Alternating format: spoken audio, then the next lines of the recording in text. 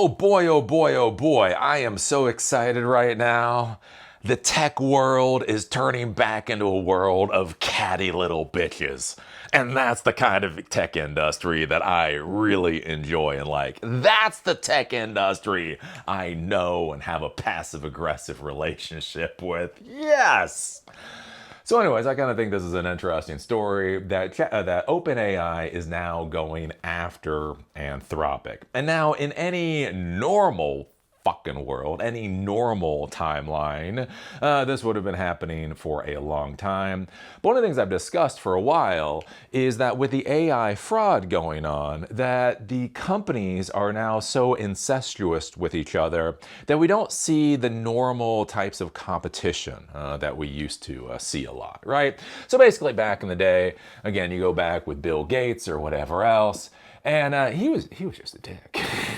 Again, you had things like vaporware. So vaporware is where there would be a competitor to Microsoft. They would be coming out with a product, and the Microsoft would tell their customers, "Oh, we're about to have that product. Don't buy it from our competitor when you'll just be able to buy it from us. And don't you want to stay within the same stack?" and that type of thing. And then the customers would be like, "Oh, okay, that makes sense." Basically, what would happen is the competitor to Microsoft would go out of business because nobody would buy their product. At the exact same time, Microsoft was not developing that particular product. And yeah, that was the type of stuff that would happen. Or again, you saw with things like Netscape Navigator, right? The main web browser people started using back in the day. Microsoft saw it as a competitor, so they just added Internet Explorer, a web browser, directly into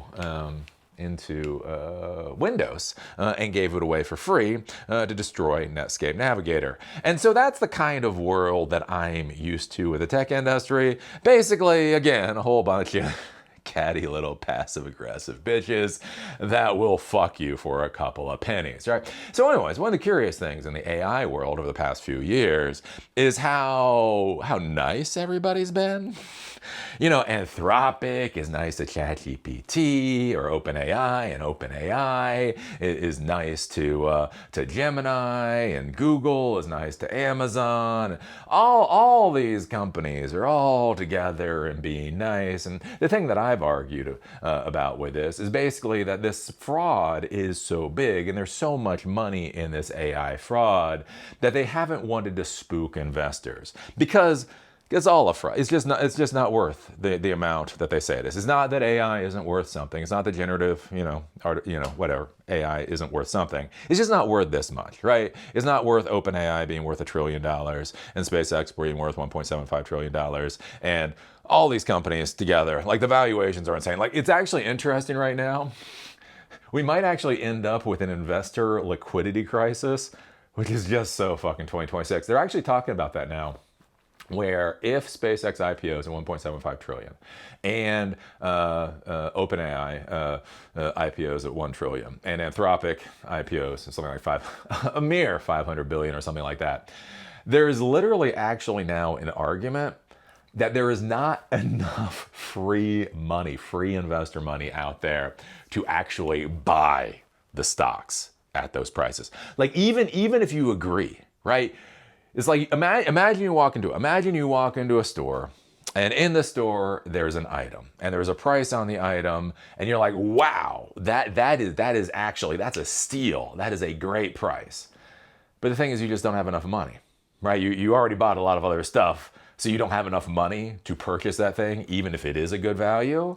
And basically that's what they're arguing with all these IPOs this year, is that there's just not enough money out there. That even if investors believe the fraud, even if investors are fully on board with this dipshittery, the fact of the matter is there's not enough free money to actually pay for all of these different IPOs. But the thing is, again, one of the things I've talked about is the value of these companies is just way too high. It's just way too high. It's just absolutely insane, and they've dug themselves into a hole. The problem that a lot of these companies run into, though, is that if they are too antagonistic against their competitors, if they criticize their competitors too much, they basically end up criticizing themselves. because they all more or less have the same product. Again, the other weird thing about this, they all more or less have the same product. Again, with his generative AI, the stuff to basically built or trained off these transformer models. So if you look at it, OpenAI looks a lot like Anthropic, which looks like a lot like Mistral, which looks a lot like Google's Gemini, which looks a lot like what Microsoft is coming out with.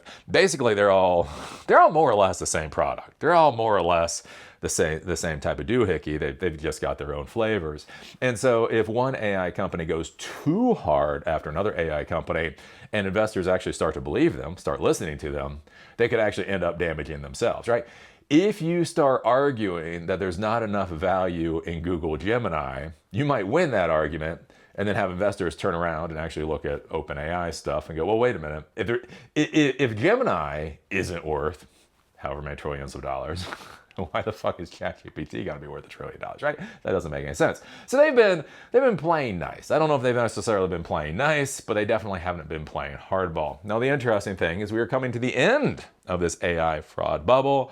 Basically, again, at some point, people have to IPO. Just like WeWork, right? You can talk about valuations, private market valuations all day long, but you never really know the value of anything until you actually IPO.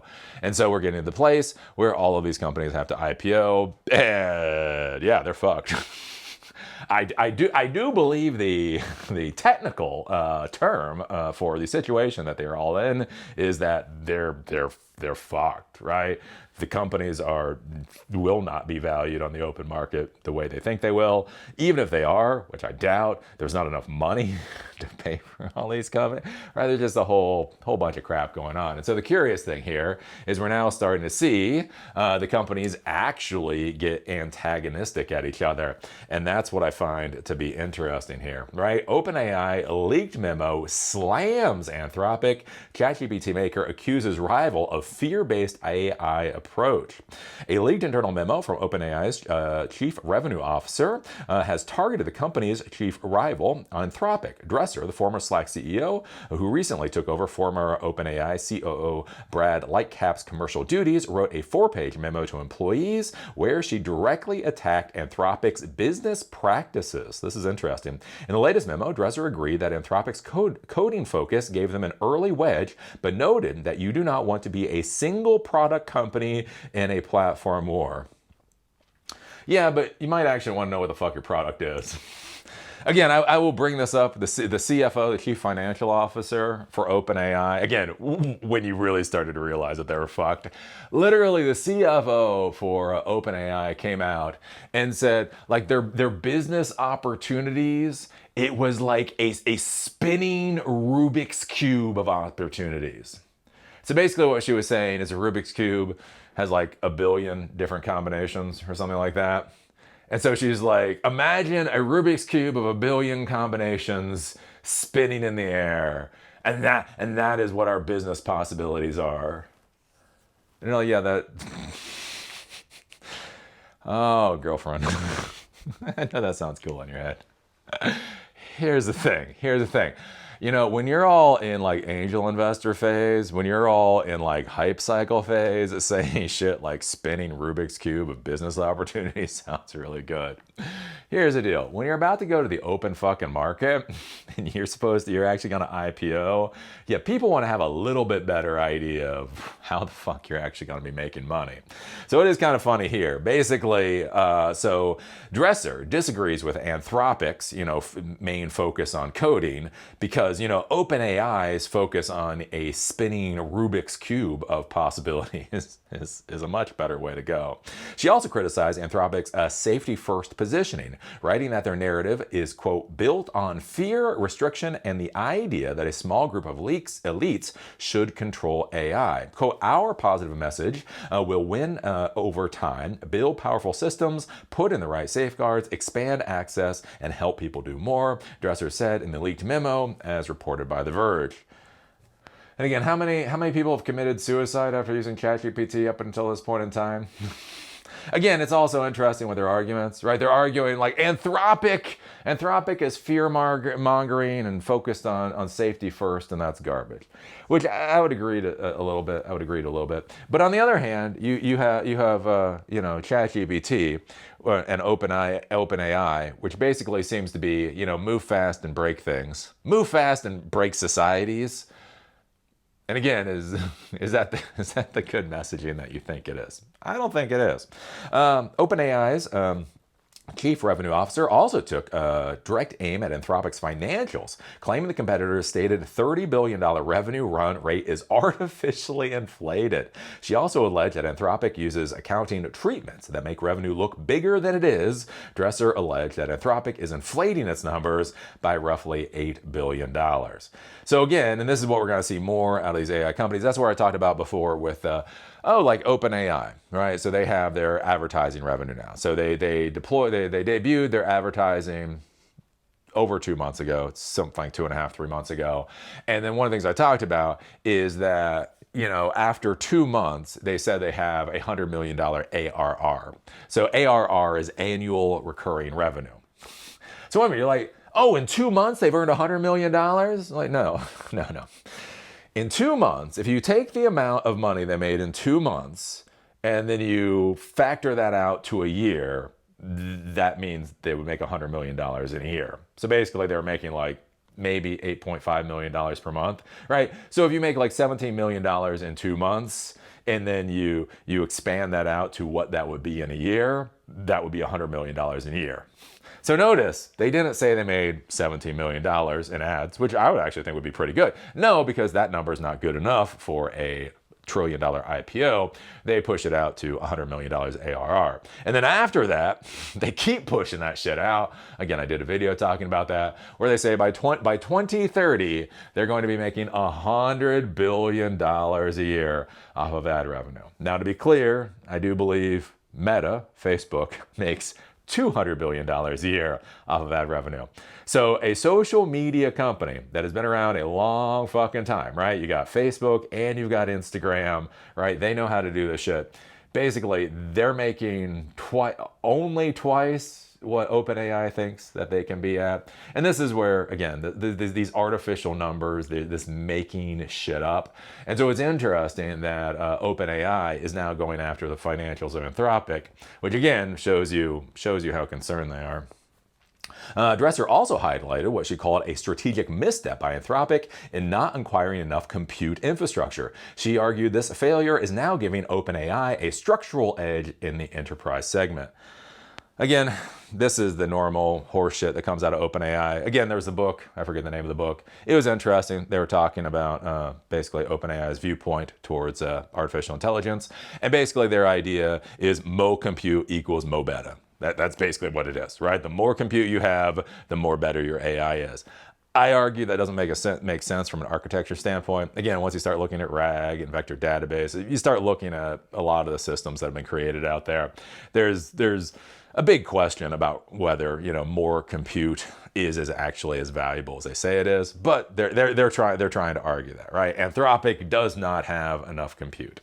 Let's see here. Quote, customers feel it through throttling, weaker availability, and a less reliable experience. We saw the exponential compute curve earlier, acted on it faster, and now have a real structural advantage, a Dresser argued. I will say with this, I've been using Claude for free. Have I been telling you about all the free AI services I've been using lately? It's amazing. It's amazing. I broke up with ChatGPT's $20 a month service, and now I am just an AI whore. I am just typing prompts into any prompt box I can find. And I gotta tell you, Claude's actually great. Claude is actually pretty fucking performative. So again, I'm not anti-OpenAI. To be clear with this, I'm not anti-OpenAI. I think Sam Altman's a dipshit. But anyways, I use ChatGPT, I use Gemini, I use Claude, I use other services, and I've got to say, Claude is pretty fucking performative. So again, I don't know what the paid tiers because I don't need to pay. I don't know what the pay tiers, maybe things slow down, but I've got to say that's a bit of a question mark to me. Dresser also shared that the company's partnership with Microsoft has constrained the company's enterprise growth. Our Microsoft partnership has been foundational to our success, but it has also limited our ability to meet enterprises where they are, Dresser wrote, pointing out that many large clients prefer to operate within AWS Bedrock service. However, Dresser noted that since announcing the partnership with Amazon in February, the demand for AWS has been, quote, staggering. Quote, since we announced the partnership at the end of February, inbound demand from our customers for this offering has been frankly staggering. We are firing on all cylinders to establish this as a scaled distribution channel. Now that actually makes complete sense. I mean, I can't imagine being snarky at that. Basically, before they were hosting everything with Microsoft. Again, Azure services are great. Very hard to be snarky about Azure, but not everybody's on Azure. Some people are on AWS. So basically, if you expand the platforms that you're on, it does make sense that more people will want to buy your product. And again, with this whole AI dipshittery going on, it's understandable that the response would be staggering. Again, is it $1 trillion worth of staggering? Probably not, but whatever. Give them the success where they get it. So what I think is interesting about this is we are starting to really see the AI companies attack each other. And basically what this means is that within this hype cycle, what we're seeing is that the investment money is drying up. Right? Because again, before there was so much investment money on the table, nobody wanted the investors to question what they were doing. Like nobody, right? You got somebody with a whole pile of cash. You don't want them thinking. Right? Hey, give some money to Anthropic, give some money to us, right? If you start thinking poorly about generative AI, then you're not going to invest in anybody. Right? So what we're going to do is we're just not going to argue with the competitors, right? The competitors can say whatever dipshittery they want to say, and we'll just stay silent because we want our cut of the fire hose of money. Right? Now we're getting to the point where that fire hose of money is basically drying up, and so they have to go after more and more limited financial resources. And so now they actually have to be competitive. As they're competitive, they're going to start getting catty with each other. And this is where I think the downfall really begins, because as they start getting catty with each other, as they start popping each other's bubbles and trying to kneecap each other, more and more people are going to see this idiocy for what it is. Because if you say that's the whole thing, right? If you're saying Anthropic is fudging the numbers, which Anthropic probably is, maybe, I don't know, probably is, right? But if you say Anthropic is fudging the numbers, well, then all of a sudden people start looking at your numbers. Right? If you're saying Anthropic or OpenAI, has a bad business model, then people start looking at your business model. If you start saying there's been some complaints about Google's architecture. You start saying, Google's architecture isn't appropriate. Well, then they start looking at your architecture. And when all of these companies are built on the same fucking insanity, that's going to bring everything down. So I'll be curious to see how this goes in 2026. Again, I think it's going to be bad from a societal level because we're going to have these companies collapsing at the exact same time everything else is hitting our economy. So 2026 could be fun as a word. But yeah, we're going to start seeing more and more of this. So what do you think about this? What do you think about OpenAI now publicly truly going after Anthropic? What do you think it means for the AI industry when the gloves come off between these competitors and we start seeing competition like we normally see again, out of 30 years I've been in this industry, we've had a really weird 5. Right. Competition in the tech industry was a certain way for 25 years. There was a way we all competed. And then the last 5, everybody got nice all of a sudden. I don't trust nice people. Fuck nice people. What do you want? Anyways, so what happens when the gloves come off? They start attacking each other. But all the mud they sling at each other then gets on them. And where does that Where does that lead? Again, I'll be curious to see. I'll be curious to see where it goes. So anyways, put your thoughts down below. See y'all later.